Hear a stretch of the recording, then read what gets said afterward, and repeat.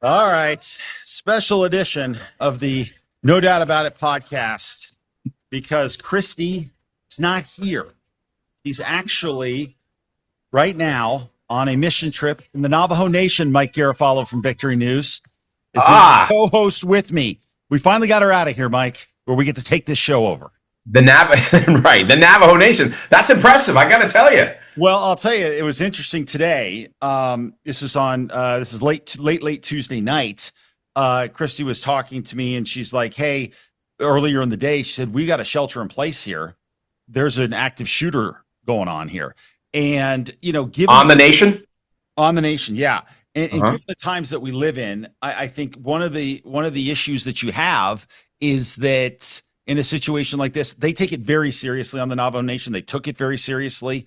It was something they got, and they told everybody in the whole area, stay in. They even heard one report that the person was out on the playground at the place where they were.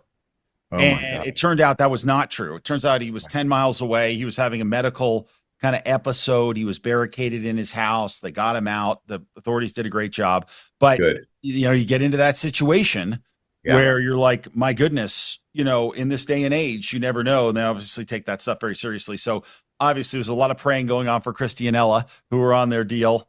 And Ava's back at school now. So you are joining me to do a special episode of the podcast. We finally get a chance to just, kick around some things, if you know what I mean. Can I tell you some real quick story real quickly? Yeah, go for it. Yeah. All right. So the last time I was out by the Navajo Nation, out by Gallup out that way, I was in a KOAT news helicopter hovering above. I don't know if it was a refinery fire or something.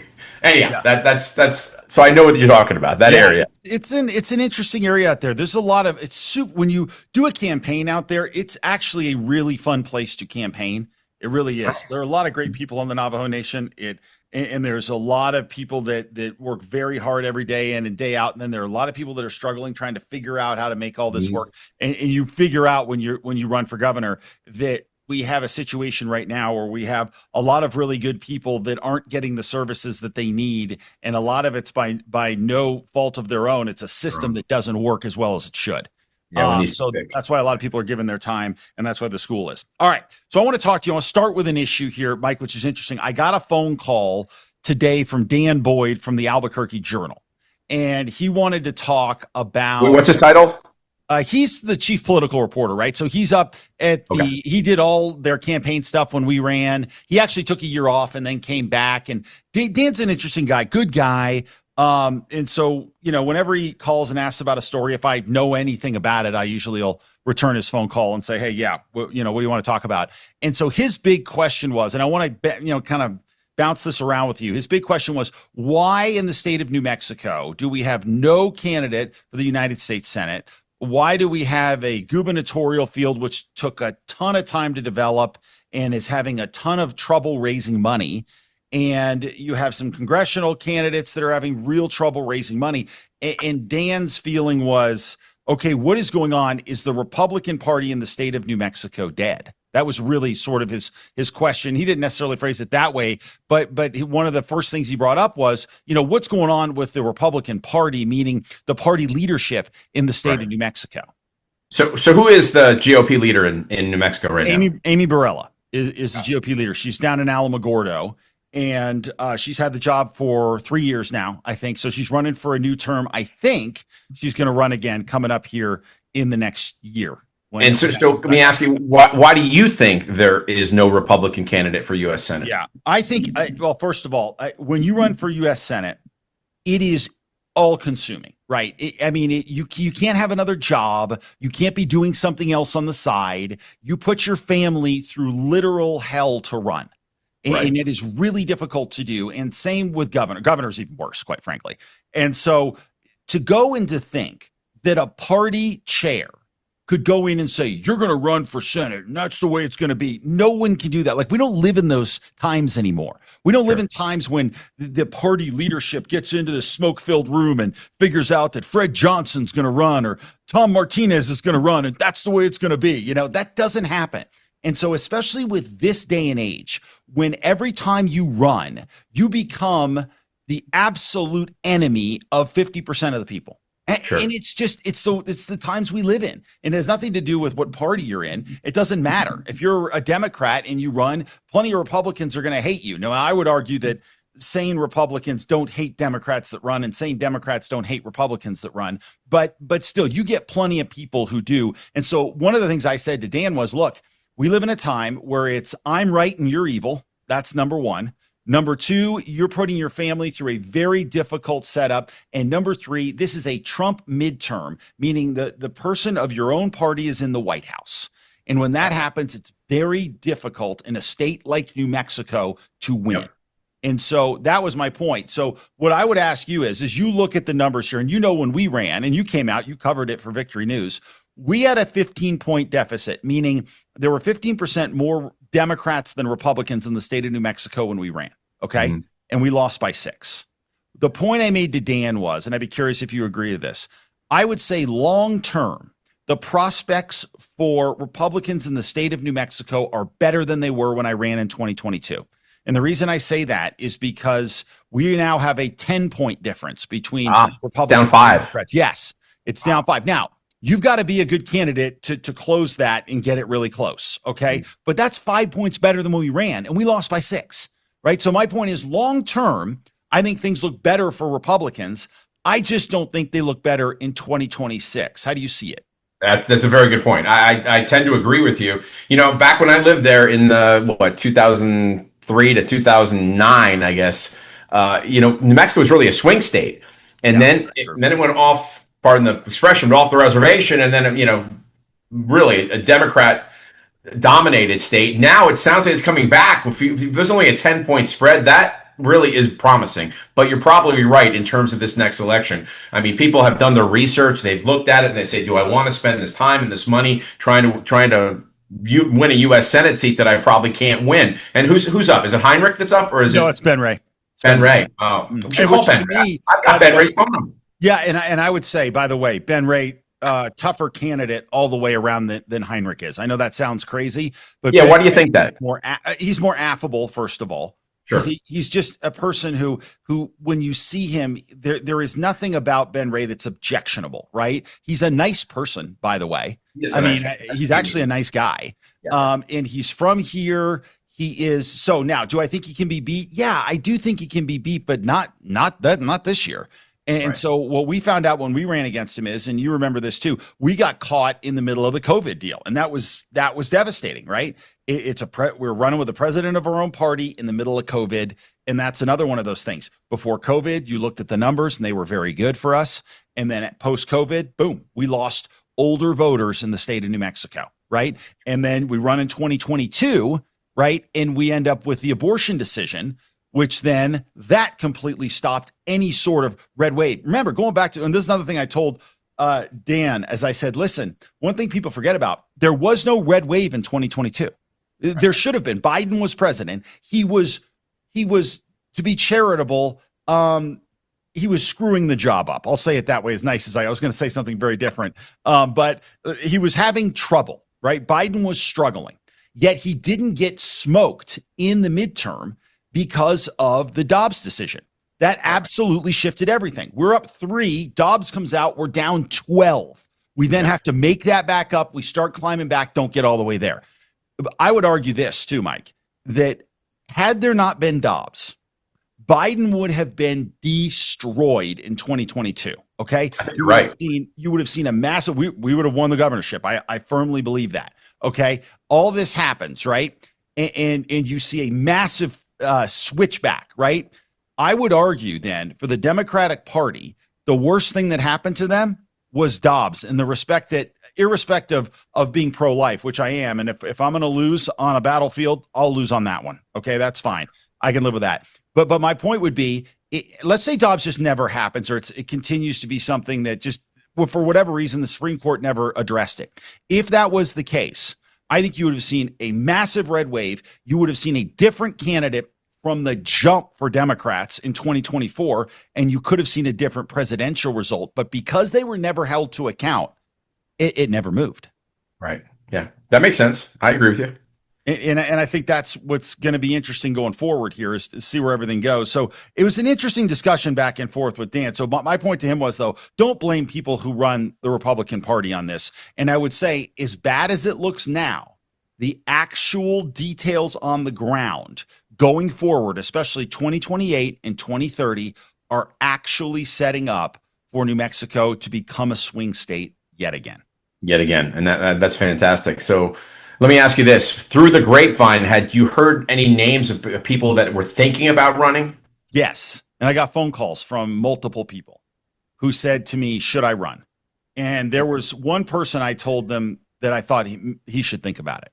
And he's a friend of mine who's from Espanola. And he was a mayor up there for a while.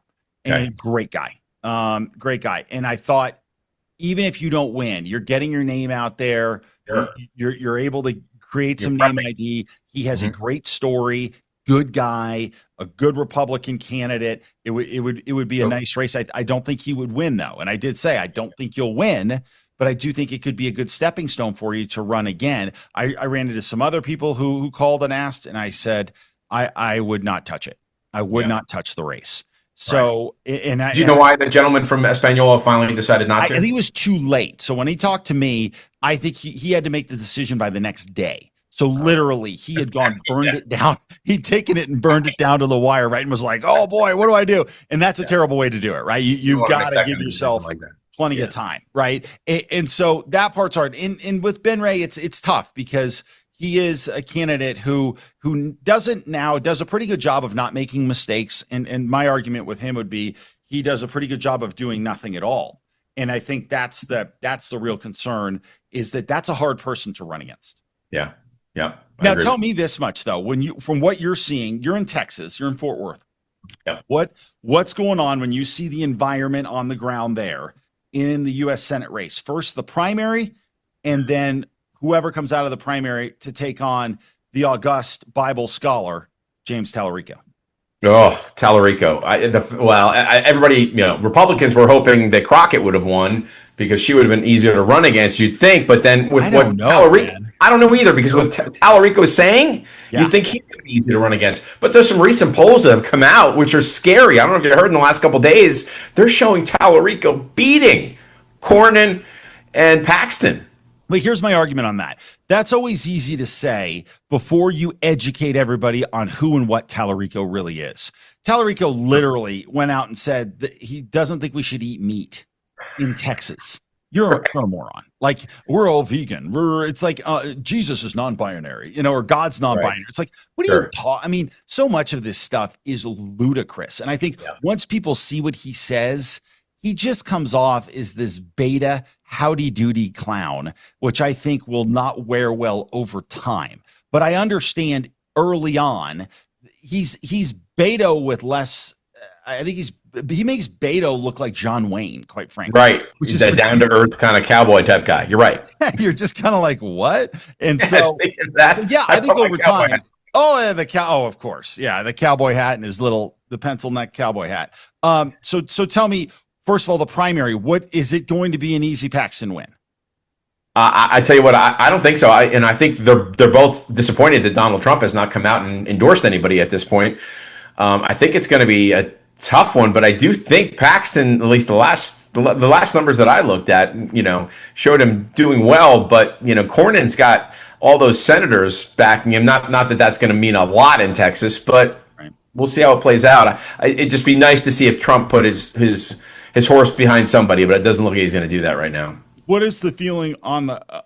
Can you get a feeling on the ground on what the general could look like? Is there any feel, or is it just too early?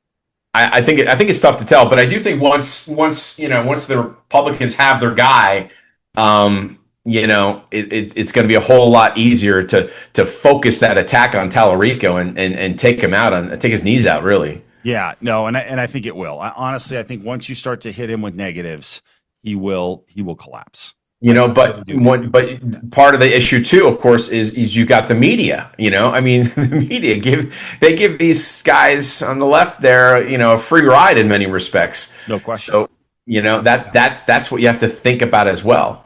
Yeah, no, I agree. I mean, I think that they do, and that's something you always battle in a campaign. It just is unfair. I mean, from the very beginning, I mean, literally they went after my wife before they would go and even consider attacking Michelle, to give you an idea. Like, it's ludicrous, right? And so you see it as a candidate and you're just like, what is happening here? I mean, and you do give anything for a media that was fair. And I think with an unfair media, what ends up happening is when people finally get both sides of a story, I think the people of this country, I think you have 65% of the people of this country who mostly agree, right? But when they don't get that portion of the story, which the mainstream media never gives them, or even the affiliates within an individual state do their best not to give them the story, then it becomes more even. And I think it's crazy. But I think demographic trends away from blue states and toward red states, which we talked about on our last episode, that ends up being a much bigger factor, I think, going forward here, meaning that you're seeing states like California and New York collapse in population, and your state of Texas and Florida, Tennessee are exploding. And you are going to see a 10 electoral vote shift within the next 5 years, at least. That's a big shift. I wouldn't be surprised. I wouldn't be surprised at all. All right, so let's do this. Let's break into a couple other issues here. So we'll get away from the candidate issue and what's going on, and we are going to have more talk about what's going on in the Republican and Democratic races for governor and some of the other seats and some of the other offices going forward here. But I want to touch on one other big thing, Mike, here in the state of New Mexico. Just came out on Tuesday. A jury finds Meta failed to protect kids from sexual predators, and they got a decision against them for $375 million in the case. This thing has made headlines everywhere across the country. It says, in the decision that Meta failed to protect kids from sexual predators and misled users about platform safety, violating New Mexico law, a jury found on Tuesday in the landmark case. The tech giant was ordered to pay $375 million in civil penalties. By the way, they're going to appeal. The verdict came 6 weeks after 6 weeks of testimony that included ex-Meta executives, teachers, and online safety experts. New Mexico prosecutors argued that Meta hid the extent of safety issues that kids faced on Facebook and Instagram and failed to enforce its claimed minimum age of 13, even as its algorithms allegedly made it easier for creeps to target kids for online harassment and even sex trafficking. A little bit more here. Jurors heard testimony from, and this was kind of interesting to me as part of this article in the New York Post. Jurors heard testimony from a former Meta safety researcher turned whistleblower, Arturo Bejar. He emotionally recounted how his 14-year-old daughter received sick messages, including unsolicited pictures, shortly after creating her first Instagram account. He also alleged that Meta's algorithm helped creeps find potential victims more easily. The product is very good at connecting people with interests. And if your interest is little girls, it will be really good at connecting you with little girls, Bejar said. Elsewhere, court documents unsealed as part of the case included an internal email in which a researcher warned the company's executives that there could be as many as 500,000 cases of online sexual exploitation per day on Facebook and Instagram. That is so scary, those numbers right there. For anybody that's got kids, that younger kids especially, gosh. And you know, the dollar amount, I'm glad the way it played out. Obviously they're going to appeal that, but you know, Zuckerberg has testified on Capitol Hill, as you've seen, and he's never done a great job. And then you've got these people from behind the scenes that have come out there that worked for Facebook or Meta, you know, or Instagram, and they tell it like it is. So I'm not surprised at all. So I wonder, the question becomes then, does Meta adjust how they operate going forward here? And this to me would seem to be another issue. It's interesting because you talk about, say, YouTube. Well, YouTube doesn't allow that sort of content. And in fact, YouTube goes the other way, right? YouTube, if you use certain words and certain language, YouTube's like, we're not gonna amplify that. And obviously YouTube doesn't allow any nudity or anything like that. So that is, you know, better in that respect. But does this change the way Meta operates at all? I hope so, but I don't know so. You know what I mean? You would think that it's a no-brainer. You got to change, you got to do different things. But after some of this testimony that's been going on for the last, couple of years, from social media companies and their CEOs, you don't see a lot of change. At least I don't. Yeah. No, agreed. Okay, so we'll see what happens. By the way, I think New Mexico has a second court case against Meta, by the way. So they're lining them up. Raul Torres is lining them up, going after Meta. And so far, he's 1 for 1. We'll see what ends up happening with the second case here. But part of this, too, though, I think gets back to the algorithm issue, right? Which is, in some ways, algorithms are helpful. Other ways, they're insidious in the respect that if you spend any time, even on X, you spend time watching video of, I'll watch a news clip from somebody, whoever it is, Scott Jennings. We have one of his news clips in here. I had pulled that off of X. I then just get served up Scott Jennings, right? I mean, that's where you end up with that connection that's made, and those algorithms end up just feeding and trying to keep you on these devices. And the question becomes, have we gone too far down the road with how we've allowed these guys to operate to the point where now this is more dangerous than we ever imagined? And I think the answer to that is absolutely 100%. When you hear the number of kids that get targeted, it makes my heart cry. Yeah, there's no doubt. All right. You want to get into the Iran war stuff? Sure, let's do it. Okay, so let's take a look at this. So I want to talk to you about some of the headlines, which are ridiculous, right? I mean, some of these headlines are craziness. One of them was from Reuters. This is on Tuesday. Reuters comes out. And here's the problem right now. We don't have a media that is honestly telling what is really happening here. You have a group of media, which Reuters is part of, Washington Post is part of, New York Times is part of. I would argue the Wall Street Journal news page is part of, which is they are trying to create a narrative for this war that gets people angry versus the truth. And so you just see some of these differences. So here's one of the headlines: Iran hardens stance and potential talks with the U.S. So Iran saying, look, it's toughened its negotiating stance and would demand major concessions from the United States in any talks to end the war. All right, just that sentence alone is ludicrous. Like, you look at what's happened. They've been absolutely decimated. There's no other way around it. And if this is their stance, they're toast. Like, they're absolutely toast. So there's no question this is garbage. And you never see it sourced, right? So this says the sources said Iran would seek guarantees against future attacks. Oh, okay, because they're in position to do that. Compensation for losses. Yes, we're going to cut them a check. And then control over the Strait of Hormuz. We've already said we can't deal with that and can't handle that. But you start watching this, and it's absolutely staggering to me. Yeah, I blows my mind when you see that stuff, and I don't see a lot of it. I need to read more of it, but I will say, you want to find out what's going on. You could go to, there's plenty of places to go. The problem is when people just read stuff like that, like from Reuters or wherever, and they don't look for other sources. You can go on to X and you go to U.S. Central Command. You can go to IDF. You can go to a whole host of places to find out what's really going on. Yeah, no doubt. And so, but here's one of the arguments I'd make. This is the most, because it's Trump, this is the most polarized that anybody on the other side ever gets. So I want to play something from John Brennan, who used to be head of the CIA. And John Brennan will say just about anything. And I just want you to listen to what he says here. It's about a 45-second clip about what he says about the veracity of what Iran says. And then we'll come back and talk about it. They are an authoritarian regime who's known to lie. But, I'm confused. What is going on? Help me. Calm me down. Well, I tend to believe Iran more than I do Donald Trump, because he could not acknowledge the truth, even when he's slapped in the face with it repeatedly. And it's clear that, he is flailing right now. He's trying to figure out how he's going to get out of this debacle that he has created. And so he's going to make these claims about negotiations, that the Iranians now are sending signals that they really want to make a deal, and indicates that they're going to make a deal on our terms. I don't think anything close to the truth in that statement. They may be talking to people indirectly. And we know that the Turks and the Egyptians are trying to find some way to mediate this problem. So there could be some members, distant members of parliament that are out there that are speaking individually. But I don't believe there's anybody speaking authoritatively right now on behalf of the Iranian government with the Trump administration.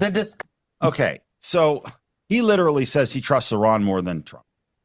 It's John Brennan. I mean, John Brennan is going to say that till the cows come home. He is a Trump hater, on steroids. He's going to say anything he needs to say to act like there's something wrong here. And meanwhile, look at the facts, look at what's happened, and look at how things are progressing right now. So listen to the logic of what he said. He said that, no, this is a debacle. It's not going well. And by the way, Iran has no leaders left. So who's he negotiating with?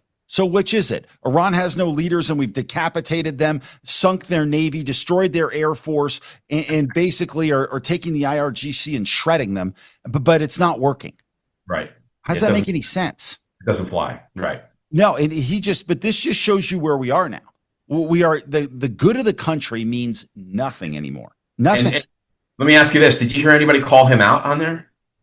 Oh, no, of course not. Are you kidding? No, it's crickets. I mean, it was funny because the woman who led into him, she's like, yeah, they're a horrible regime. I mean, what's going on here? And then he's like, oh, no, but I trust them. But I trust Trump. And it's just, I mean, it's unbelievable. So in how bad is what they're doing? How bad are they really? It is unbelievable, their history, Iran's history of being one of the worst actors on the world stage. And so when you start seeing other sides of this, I think what you realize is the lunacy that comes with a lot of this stuff. So I want to play you this from Scott Jennings, who was on CNN, and then we'll talk about it. I'll get your reaction, Mike.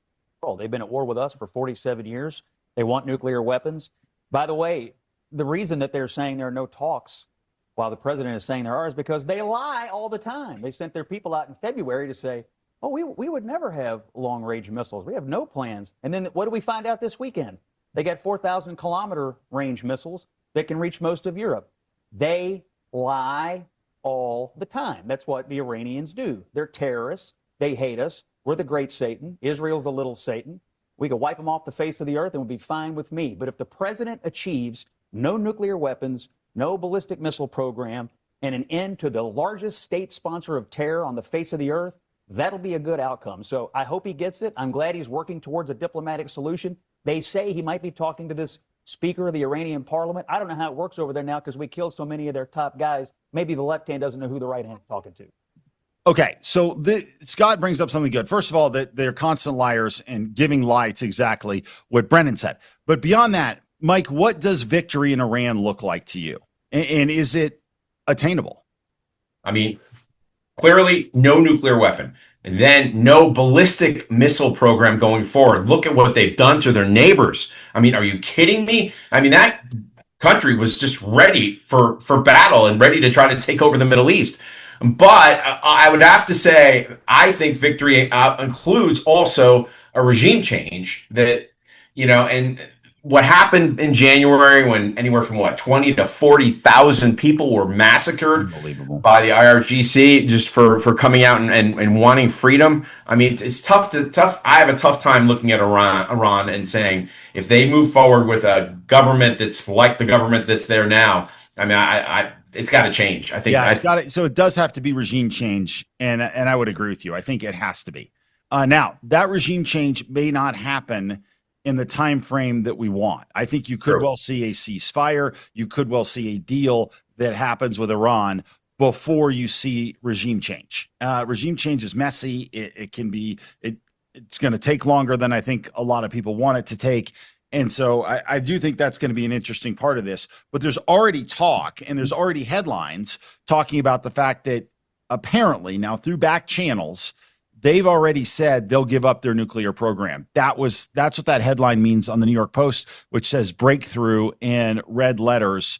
And it says that there's much talk of the fact that Iran has finally said, okay, we will absolutely agree to no more nuclear program at all. Don't know if that's true at this point, but that's some of the headline action.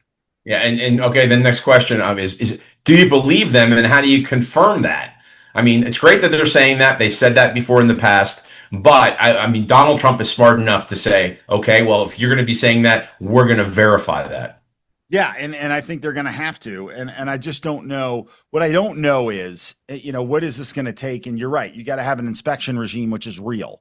And there's no question that's going to probably have some. I don't know if it's going to be the UN or I don't know who. Better not be the UN. Yeah, right. I don't think that's legitimate. But, we'll see what ends up happening on that front. So, but it is interesting too that some of what's happening in the Strait of Hormuz is starting to be figured out as well.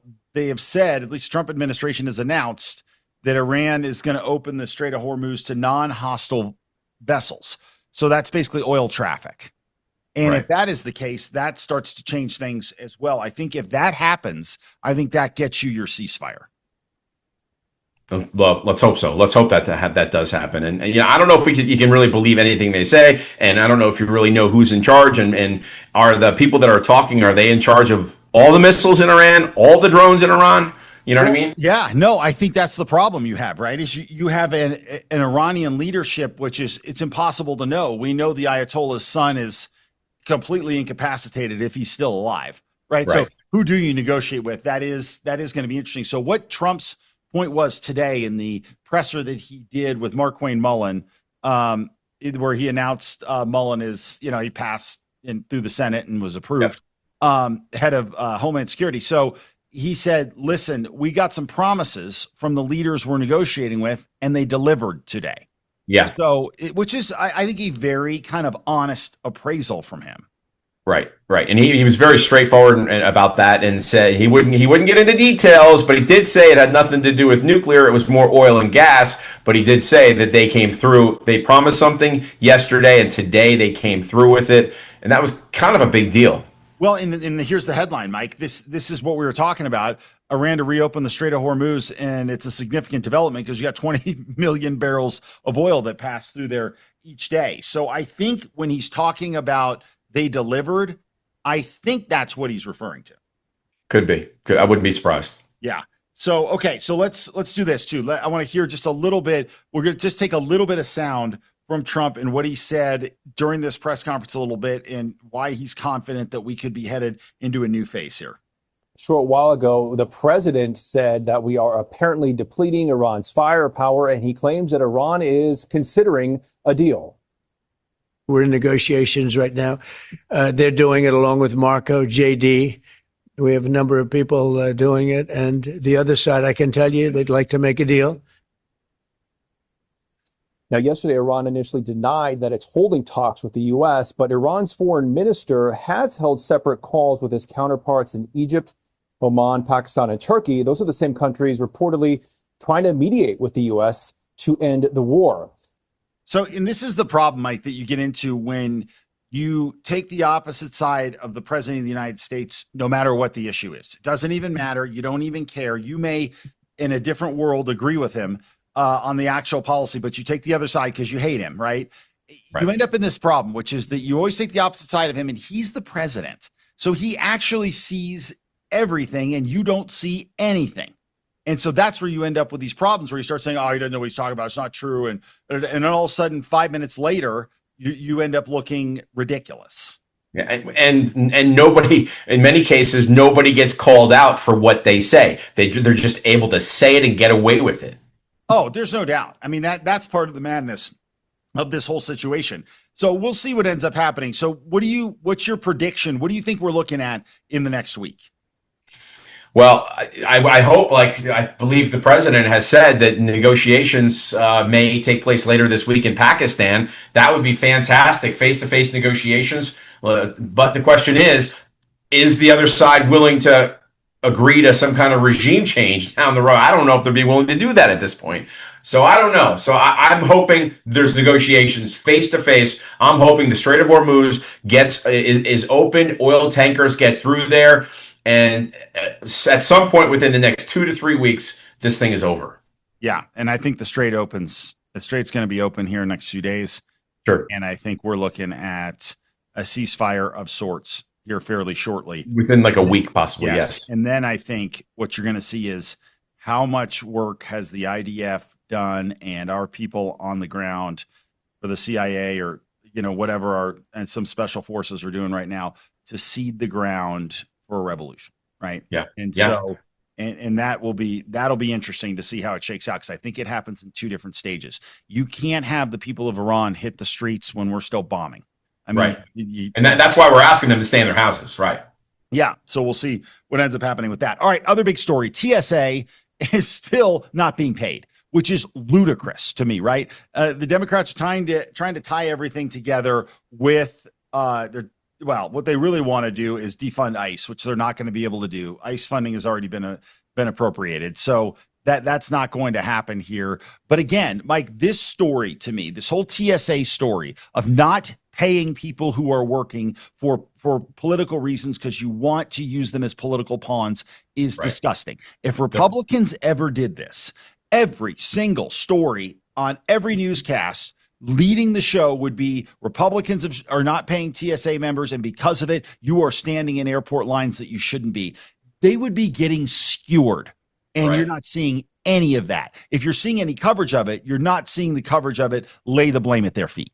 Right. You're exactly right. And once again, I hate to say it, but we're going to go back to media. It's how the media just tries to spin this, and then the media and anything that Donald Trump comes out and says they're going to push back against. But you're exactly right. And it's nice to see the ICE agents getting out to airports today, yesterday, and the lines going dramatically down from as many as 6 hours in some places. People waiting 4 hours and 45 minutes, missing their flights. Imagine if you had a family vacation plan, you waited 4 hours and 45 minutes with your whole family and you missed it. Well, speaking of that, you mentioned the lines improving. Here's a story out of Cleveland. I have no problem with that at all. I mean, if they're there to help, that's fine. Because you obviously need more people. Cleveland is one of more than 10 U.S. airports where the Trump administration has deployed agents to help amid a shortage of TSA workers. And they had a bunch of other people saying, we don't care. And ICE is basically doing all sorts of things, basically being a force multiplier for TSA. They're not sitting behind the x-ray machine, picking out various things. You got to picking out the 5-ounce liquid that you got to pull out of your bag, right? They're not doing that, but they're doing a bunch of other stuff, traffic stuff, moving people through. And so obviously this is something that's significant. Now, someone who I think has been interesting in this whole thing is Tom Homan. And the reason I want to show you a quote and have you listen to him is this is a point we've made a million times on this show. When you have the cleanest, most simple message in politics, you win. You win. So what Holman's is able to do here is he's basically saying, hey, look, Democrats need to vote to fund the government. If they do, these people get paid and the lines go away. That's a much more simple thing versus, well, funding is tied to this and it's with this. And if we do the funding here and roll it back here, we should be able to do this. And we don't like ICE, so we're going to go after TSA. And everybody's like, well, wait a minute. ICE and TSA, that's two different things. What are you talking about, right? So they have a very convoluted message. And so when you have a convoluted message like that, I think the advantage you have if you're Tom Homan is that you're able to knock it out of the park with clean messaging of your own. Why would any member of Congress defund the Transportation Security Administration that protects our skies? Why would they defund Coast Guard? Why would they defund CISA against cyber attacks? Why would they defund FEMA?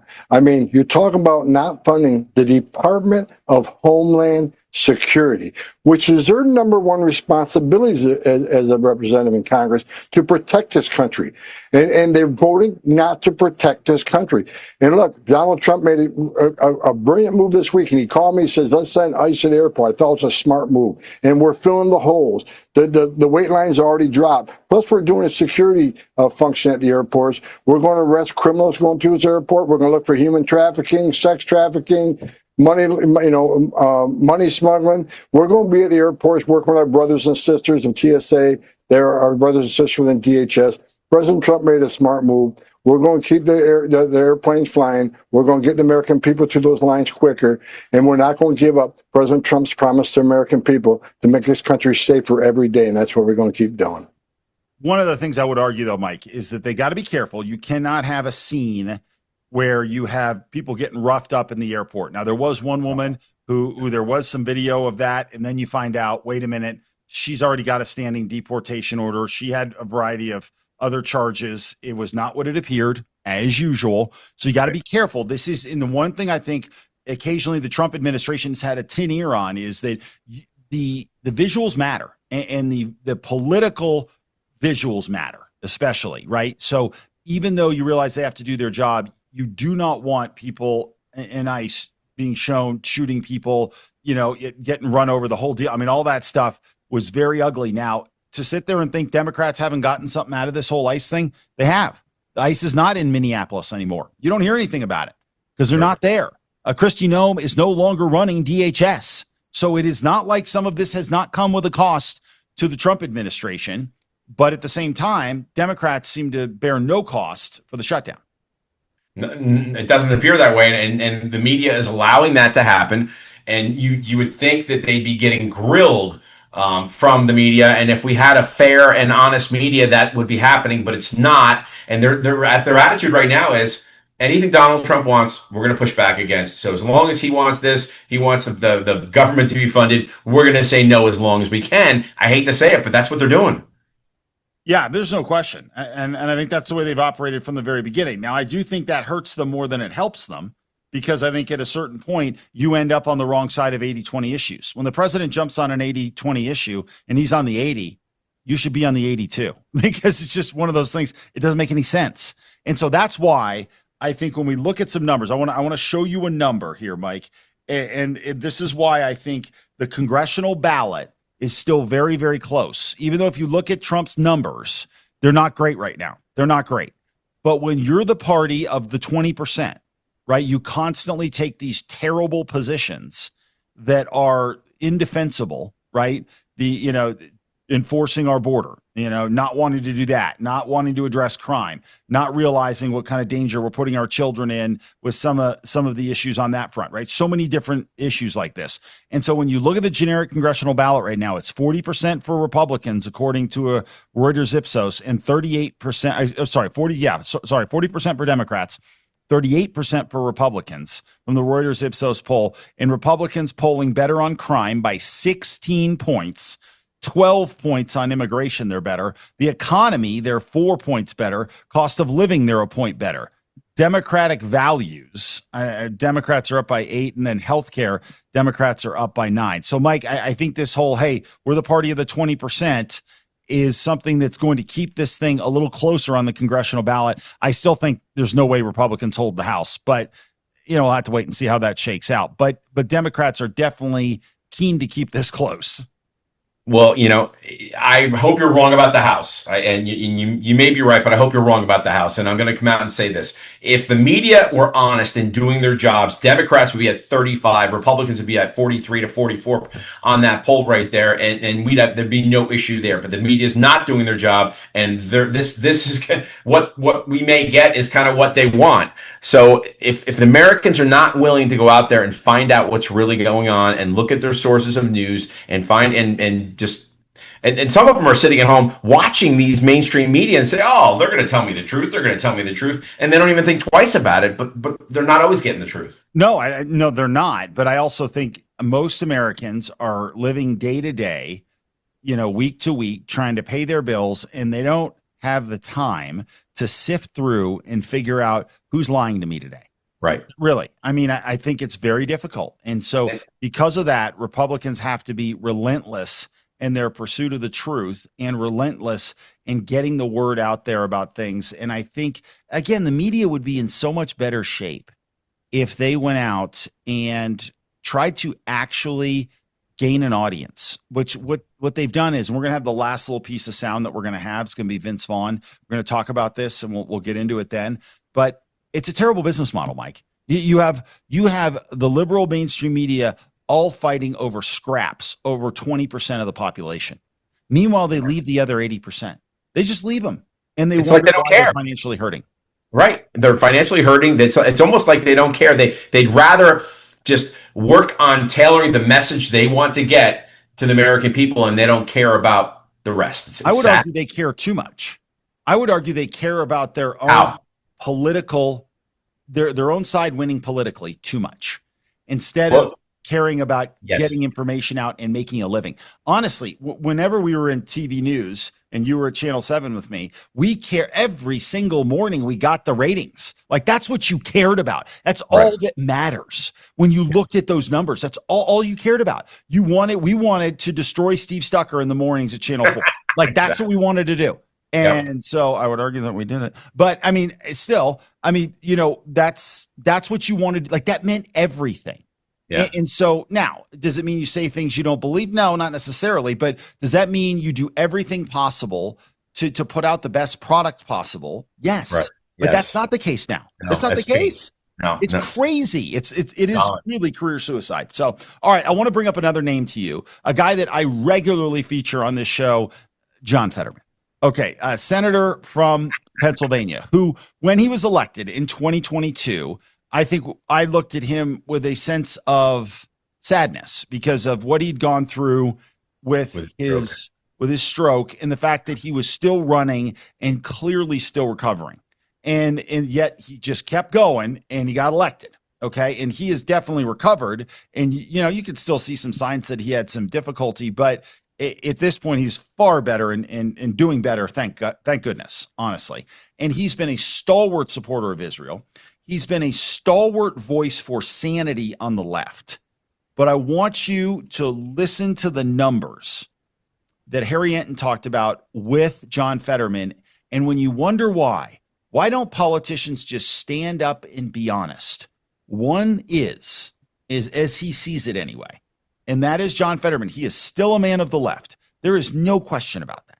He is not a Republican, and he never will be, okay? And he doesn't pretend to be. He's not a phony, and he's not going to switch parties and become a Republican, okay? That's not happening. That's not where his heart of hearts is. But he's also not a complete psychopath who goes and says ridiculous things and will follow the party line even when he knows it not to be true.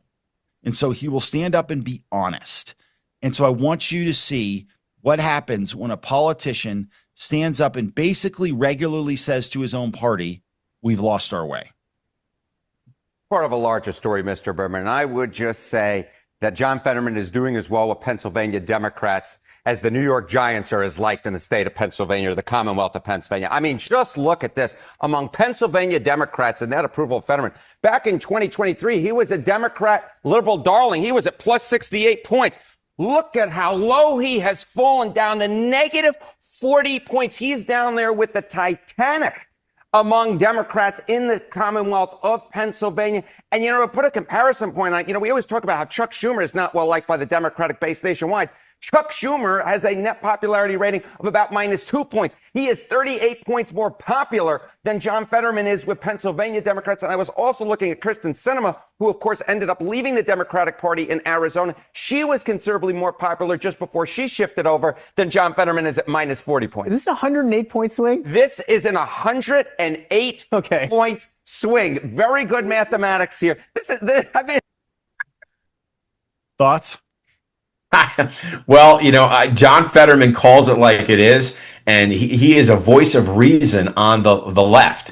And John, in my opinion, you're going to call me crazy here, but I think John Fetterman is comparable to Chuck Schumer in 1995, when Chuck Schumer was actually making sense, talking about voter ID, or even Joe Biden, 93, 94, 95, talking about a border wall and how important it was to keep illegal immigrants out. But that kind of Democrat is gone. And what we have is what Chuck Schumer has become, which is very disturbing. But I think John Fetterman of today is more comparable to the Democrats of 1995. Yeah, no, that's a good point, because it's underrated when we look back at history, especially over the past 20 years. When you say, where have the parties gone? Where have they shifted? Whatever. Republican Party is not much different. It really is not. There are some things that are different. Some of the populism stuff with Trump is definitely different. And some of the America First sort of isolationist, that's always sort of been there with the Rand Pauls of the world. But as a general rule, Republicans have stayed fairly close or in the same hemisphere of where they stand. Democrats have slid way off to the left. So what it starts to make me wonder is, if I'm John Fetterman and I'm his chief of staff, I wonder what he's doing here. So the point being, is he going to do, to me, it's one of two things. One, he's going to be a one-term senator. And he's like, you know what? I'm done. I'm not going to compromise my principles. I'm not going to sit here and chase after these people who are saying crazy stuff about me, people in my own party who are unbelievably anti-Semitic, and they want me to follow their lead, and I won't do it. I'm not going to do it. I'm a one-term senator. Or does he pull the other routine here, which would be the Alaska special, as we like to call it, from Lisa Murkowski. All right. And Lisa Murkowski, who's sort of a Republican, sort of, but realistically not really. But what she did, and I'll tell you, it's incredibly impressive. She ended up winning as basically being an independent in Alaska. That's really unbelievable. I mean, and so could Fetterman be going that route where he says, listen, I'm going to run as an independent.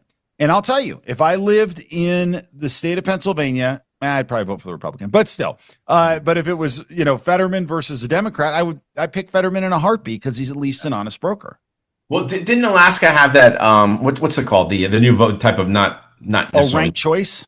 Yeah, didn't have ranked choice. I'm not sure she was there during. I know it's been very recent. They've done ranked choice. I don't know if that played a factor or not. Okay. Yeah. Well, I mean, honestly, I think Fetterman has been so strong in his statements and so kind of he is who he is, and I don't see him changing that. I could see him maybe going Democrat if he really realizes there's no way I'm going to win the Democrat primary. Independent is my only path forward. I could see him doing that, but I don't think he wants to do that. Somebody might talk him into it eventually, but right now, no way. So if you're running, if you're in Trump's, you're head of, let's say your state political director for Trump, okay, in Pennsylvania. Okay. That's one in every state. And Trump goes to you and he says, Mike, what do we do? Do we put up a strong candidate as a Republican, or do we try to throw in and help Fetterman win as an independent? Well, as I think you have to put up a strong candidate and go for it. But if you can't find the strong candidate, which I don't know if you can, then you back Fetterman. Okay. All right. You're a wild man. All right. One more story. And this comes from the Theo Vaughn podcast with Vince Vaughn. And they started talking about what has happened to the late night shows. And Vince Vaughn says something I think we all can identify with. And he talks about the death of basically late night TV and why it has died. The podcasts have gotten so much more popular with less production, less writers, less staff. And the reason why is people working here and both of them are hungover. Man, one guy has shingles. But the place is clean. I like that. You keep a clean place. Thank you. Yeah, we did a vacuum. But yeah, because people want authenticity. Yeah. And I think that the talk shows, to a large part, became really agenda based. Yeah. They were going to evangelical people to what they thought. You know what I mean? And so people just rejected it because it didn't feel authentic. It felt like they had an agenda. And it stopped being funny, and it started feeling like I was in a class I didn't want to take. But if you look at what happened to the talk shows and why their ratings are low, it's got only to do with the fact of what you just said, which is they all became the same show. Yeah. And they all became so about their politics and who's good and who's bad. And it's like, imagine sitting next to someone like that on a plane. Oh, bro, you'd be like, how do I get out of this? I would fart right next to Holy cow. Yeah. You fart your way out of it. Yeah, dude, I would. Oh, I would for sure. And I'm sorry. Skunk, you know, the skunk's the king of the jungle. Okay, so it goes off the rails at the end that the skunk is the king of the jungle. But his point is exactly right. They all became the same show. And so that's Colbert's the same show as Kimmel. You know, you just see it and you're just like, it's terrible, right? And that's my argument, Mike, that CNN is the same network as MS Now, and MS Now is the same as the Washington Post, which is the same as the New York Times, which is the same as Variety Magazine now, which is the same as the Atlantic, which is the same as CBS, which is the same as NBC, which is the same as ABC. They're all fighting for the same scraps, and you wonder why they are on life support. And it's because you're not appealing to a broad sector of the population. I still can't believe we're talking about this, and that you have people that are smart and that run real businesses that allow these businesses to drive themselves off a cliff to pick a pool that is small and viciously competitive, where they can't feed their own families by doing it. It's crazy. And so to me, you know, things like CBS coming under the wing of Paramount and everything else and the Ellisons, I think hopefully over time they will get back to just standing up and being truth tellers. And sometimes that's good for Republicans and sometimes it ain't. Guess what? That's fine. No one's asking for any sort of special treatment. I think this country would be so much more well served by a media that just decided that everyone was going to get it in the mug whenever they got the chance. You know what? Yes. And I think this country is in a big way in the midst of mass media manipulation. That's what we're dealing with on a daily basis when you watch the big threes and CNN and MS Now and all. Yeah, no. And I think part of what you end up with here, and this is a case we make all the time, and that is that if these media outlets actually held politicians on the left to account, they get much better politicians on the left and they get much better results. There's a reason that Biden got his clock cleaned. And it's because he was never held to account until he actually, and they covered for him forever. Right. Or they kept covering for him. And then as you walk him out in front of the ultimate cover, Jake Tapper, right? You walk him out in front of Tapper and Dana Bash, and he ends up looking completely and totally incompetent. Just couldn't do the job. Clearly couldn't do the job. If you look back at that and you watch that, he couldn't speak. He couldn't do it. And it never should have gotten to that point. The border never should have gotten to that point. Media, had they jumped in, you just would have a different country. You just would have a more accountable group of leaders.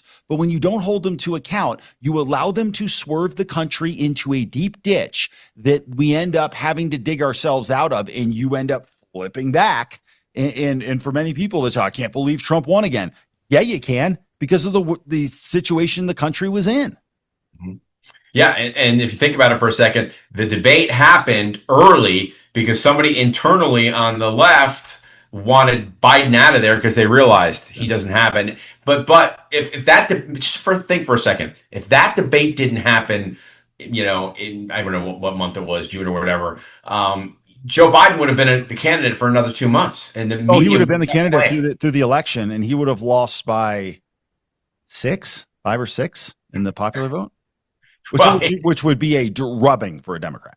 Drubbing. Right, but in reality, he should have lost by 30. Oh, of course. Mike, come on. Head screwed on right. Yeah, got it. Okay, hey, way to fill in for Christie, seriously. Solid job, man. I mean, the log cabin still looks good back there. Doesn't it? That's good stuff. Look at the cowboy hat you got on. I'm going to see you tomorrow. Am I going to see you tomorrow? CPAC. Yeah. I'll be there. Okay. Yep. Okay. Yep. I'm going to do a live show from there.